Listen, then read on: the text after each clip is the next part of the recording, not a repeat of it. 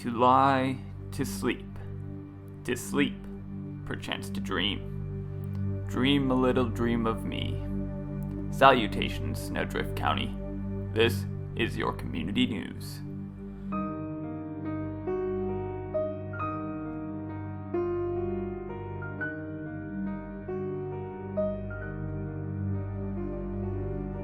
Our top story tonight.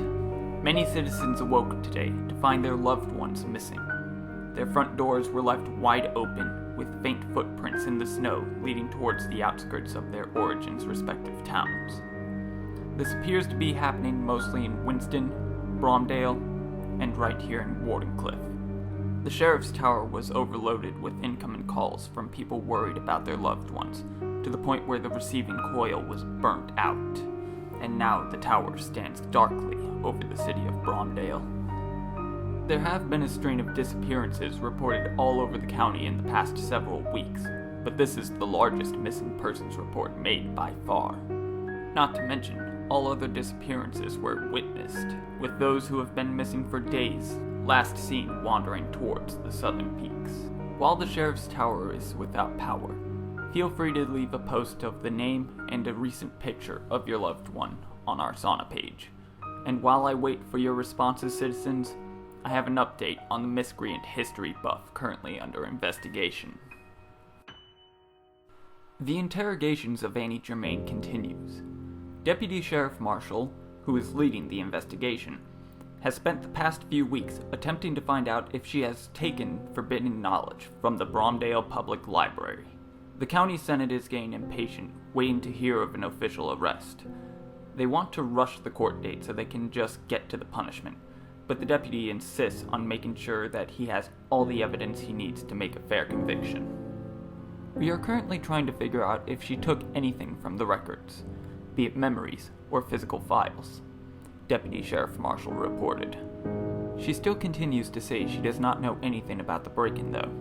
We have footage of the tower's lobby as well, and it shows that no one entered or left during the night in question. Things seem too shaky right now. This will be the first trial I get to be prosecutor of, and I must make sure to uphold due process. I'm not quite sure what he's going on about there, citizens. Due process? The case seems pretty cut and dry, and he's the only one that could possibly have a motive. Besides, the Senate has always acted as judge and jury of Snowdrift County's courts. All decisions are ultimately theirs, with all punishments being executed by them. Besides, the worst she could face is having her mentality torn asunder by the county senate. And that's actually way better than life imprisonment at Winston Correctional, as is done with someone caught stealing in the limits of Preston or Kirkman. But that's all we have to report so far, as again, charges are still yet to be pressed. The investigation is currently on hold, as more pressing matters are currently at hand. Speaking of which, Sheriff Joe Walters and Deputy Sheriff Byron Marshall are out searching for our missing neighbors. The footprints are faint, showing that they have disappeared sometime around midnight last night. I remember the wind howling at that time. I had to seal my windows up again because it started glowing with that strange green-yellow light again. I'm also getting reports on our Sauna page of all the people that have went missing. One of the guys on mine and Joe's skee-ball team, Gene Grady, is among the missing here in Wardenclyffe. His wife Leia just posted about his disappearance, asking if he made his way home after arcade night. I replied the last time I saw him was when I dropped him off at home on my sled, since he had a few. Apparently he didn't get further than the front door. I messaged the Kirkman warehouse that he works for, and he hasn't shown up this morning to pick the cherries either. Right now, I'm waiting for any message from Sheriff Walters to update me on traces of the missing people she finds. Oh, there's one. Following the footprints, she found the wallet of Rudy Brax, who went missing last week. In the sheriff's mind, this solidifies the idea that everyone that has gone missing over the past few months have wandered in the same direction. I also received a message from Deputy Marshall. Didn't know Joe gave him my number after we went out the other night. He says he found someone. Oh, another message. Never mind, it's a Wendigo. Oh dear. I didn't know there were still Wendigos in the woods out there in the edge of the county. I thought we successfully exterminated them all during the Great Call-In 5 years ago. Oh, Deputy Marshal sent me a picture. Just get that open. It's a picture of him running from the Wendigo. Its hollow white eyes are fiercely focused on the deputy's back, with its antlers aiming straight for his kidneys. Its whole body is a deep black, appearing like a silhouette in the photo as it charges on all fours. I'm gonna send him a message. Do you have a lighter? Fire will scare them, and their skin goes up like paper. Alright, let's hope for the best, folks. While we wait for further updates on the possible whereabouts of our missing neighbors, I have a message from the station management. Since we opened up the internship program here at the station, we haven't had many people volunteering. A few students have come from Blairsville Academy and Bromdale Public Schools, but that's about it. Some of them have had a good first day with only one fatality out of our 9 applicants, and that incident was not the station's fault, no matter what Ashton Vieiro says. Seriously, we can't help it if she got hypothermia. She refused to get a parka. Station management would like to remind everyone that the internship program here at Snowdrift County Community Radio is perfectly safe, so long as you follow all directions and take any suggestions for your safety. Also, this is a paid internship. While it's not the most glamorous first step to an outstanding career, it's more than any place in Preston is willing to offer. Well, folks, with the week coming to a close soon, it is time to prepare for the weekend. So let's see what events are coming up. The Psychokinetic Dueling semifinals starts tomorrow and will be held at Bromdale Public Schools. This will be a home match for the Bromdale Moose, and they will be facing against the Kirkman Woodchucks. Such has been the case this season with the Bromdale School Gymnasium being repaired. This will be another outdoor match. It has been an extremely tense season since most of the players have fallen ill due to exposure to the cold. But the Moose have been going strong and in full force. This is in part mostly due to Captain Danielle Wheeler's newest technique, where players would vibrate the air around them, effectively heating a small pocket of space surrounding them. This technique allows the snow beneath the players to melt, leaving them with solid footing in the dirt, and without the need of thick, restrictive overclothing, as well as allowing the Bromdale Moose to easily dodge projectiles thrown by the opposing team. Prior to the semifinals, head of the Bromdale School Board, Sharon McLaughlin, will be hosting a protest against the use of the outdoor fields, as she has been all season. If you wish to join her, she will be in her heated tent in the center of the outdoor games field, and will go until the start of the games. Any protesters still on the field during first whistle will instigate the intended target rule, where they will be pelted with projectiles from both teams until they vacate the playing field. Saturday, Rascal Cleve and the Barkeys are beginning their hidden tour starting in Preston, which will be marking the release of their new album, Missing Pulpit. I would tell you what venue they're playing, but they're not disclosing the location of any venue that they are playing during this tour. Instead, with no advertisements to help besides mentions of what city they're performing at, people hoping to go to shows during the Missing Pulpit tour will have to search out, or happen to be at, where the band is performing. There won't be any cover charge if you're already at the location when they start playing, but once they do start playing, making it easier to find their venue, there will be a cover charge of $20. And finally, on Sunday, the Church of Sithagwa is hosting their annual carnival in Kirkman. The carnival will be held at the old Ice Kingdom Amusement Warehouse, and it will be the first time the Ice Kingdom has been open in 3 years due to the construction of some all-new attractions, including the Loopy Rapids, a specially made toboggan chute that will carry riders through the roof of the warehouse to approximately 10,000 feet, and sliding them down a 50,000-foot track at 50 miles an hour. starting with a 60-degree drop of 70 feet, and one point where it goes upside down. The specially made toboggan for this ride will be able to seat up to 10 people, and the group must weigh a minimum of 1,000 pounds. Wow, that ride sounds really fun, and a little terrifying. But for now, back to our headline story. I received an update on the missing people. Sheriff Walters has found one of them. Fiona Alburn of Kirkman was found wandering uphill towards the southern peaks, a large patch of red skin surrounding her right eye. Sheriff Walters attempted to get Fiona's attention, but she only continued up the incline to the mountains that border the edge of our county. Sheriff Walters and Deputy Marshall attempted to follow her, but neither of their dog packs would continue further south.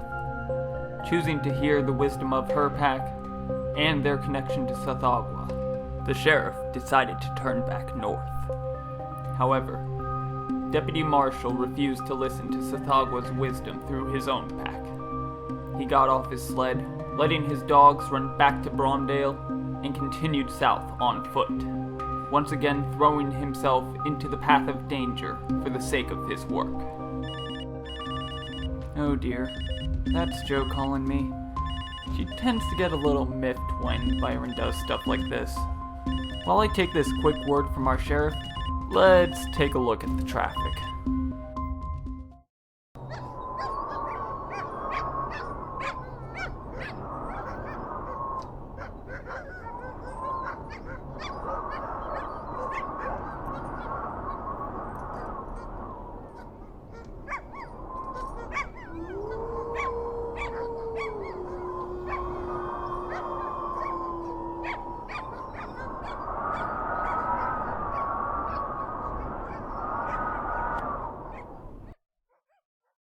This call is taking a little longer than expected, citizens, so here's a word from our sponsors. Summer is here, citizens. That's right, it's warming up and will soon be seen as high as 32 degrees within the month. For those of you that enjoy grilling or pit fire roasting, here are some tips to keep your outdoor cooking rooms clean and safe to use. Be sure to keep spare charcoal or firewood at a safe distance from your cooking area, and to open all vents when cooking, especially those in the ceiling. If you own an Emporium brand grill, be sure to keep it in the center of the room to avoid heat damage to any of your walls. If you use a fire pit, be sure to clear your outdoor cooking room of any stray debris and rebuild your pit at least once a week when in use. When rebuilding a fire pit, make sure to remove all the old gravel and bricks and replace them with fresh materials available at your local Eddie's Emporium. Also, when initially lighting your fire pit or grill, be sure to stay at least 3 feet back to avoid getting burned, and to keep Emporium brand fire extinguishers nearby. These tips have been brought to you by Eddie's Emporium. We have everything. We are everything.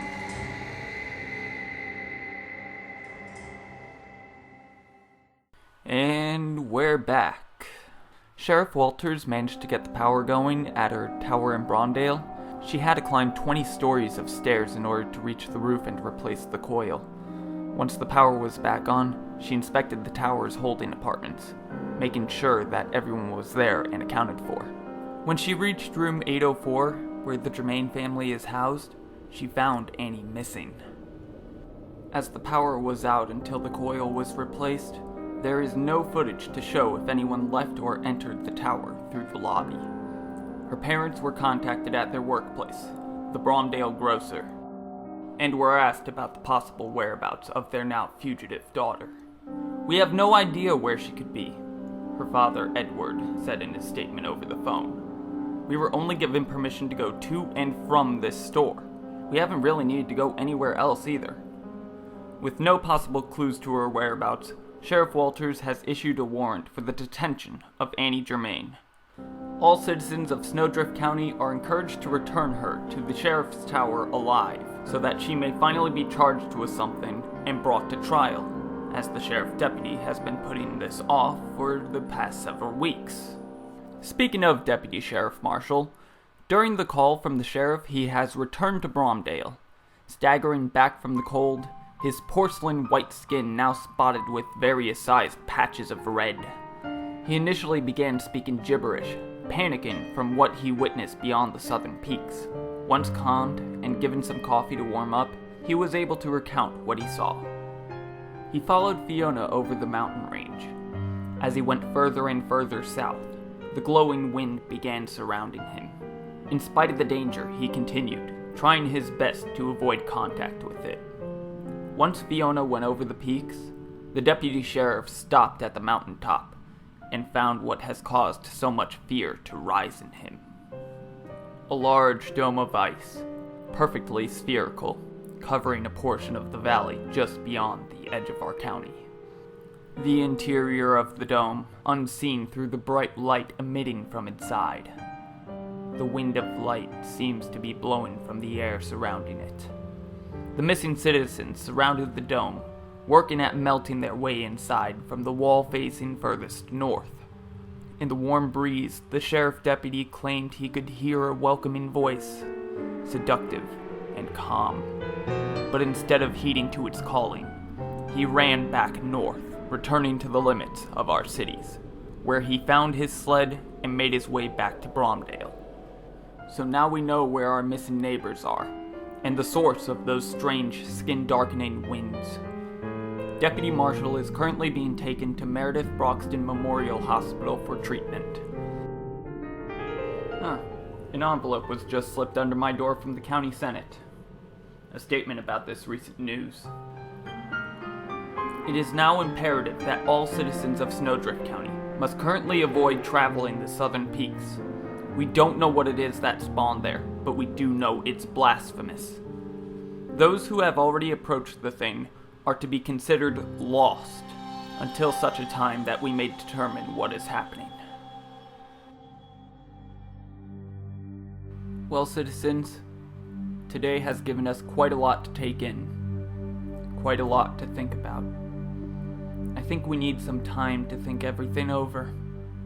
So let me end our time together by saying, good night, Snowdrift County, and stay warm. Salutations Snowdrift is a Broken Unicorn Studios production, written and performed by Nicholas Gold. All music was provided by Kevin MacLeod. Check out his stuff at incompetech.com. Want to keep up with what we're doing? Feel free to subscribe and follow us on Facebook or Twitter. Have any questions or comments? Want to help us out with the show? Send us an email at brokenunicornstudios@gmail.com. And thank you for listening.